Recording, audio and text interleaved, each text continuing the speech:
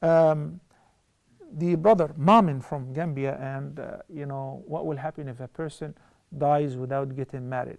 He will not be punished for it though, but he will be missing a great deal of sunnah. Abdullah ibn Mas'ud, may Allah be pleased with him, said, if there is only 10 days in my life and I know that I'm gonna die in 10 days, I would like to get married even in those 10 days if I don't have a wife. Why? He said, out of fear of fitna. This is Abdullah ibn Mas'ud, amount of knowledge. Abdullah ibn Mas'ud is one of the great companions of Prophet Muhammad sallallahu alaihi wasallam, whom the Prophet said that his skinny leg is heavier than the mountain of Uhud, the scale of the good deeds before Allah.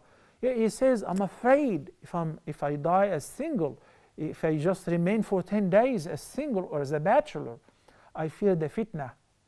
And no comparison between back then when they didn't have internet, or they didn't have TVs, when they didn't have women walking half or three quarters naked or almost naked in the streets.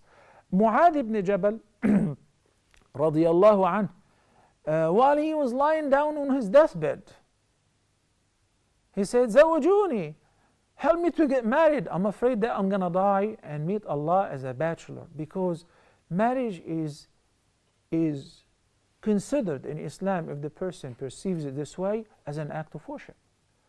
To have a spouse, to have children, to support them, to educate them, this is your asset.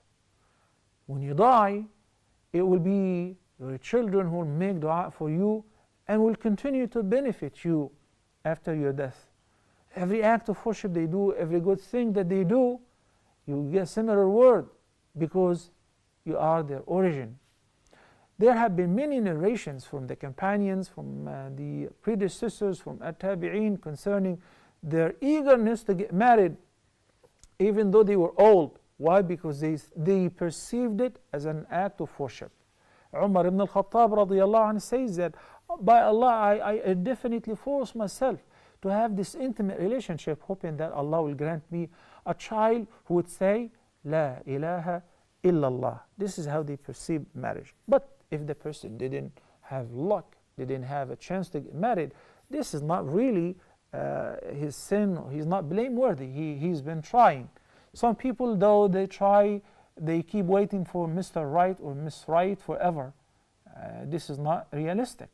The person should look for what he believes that this is available, so that he can start a family immediately. Inshallah, may Allah make it easy for all Muslim brothers and sisters who are bachelors and looking forward to get married. May Allah make it easy for them to find the right suitor and the proper life mate. Ameen.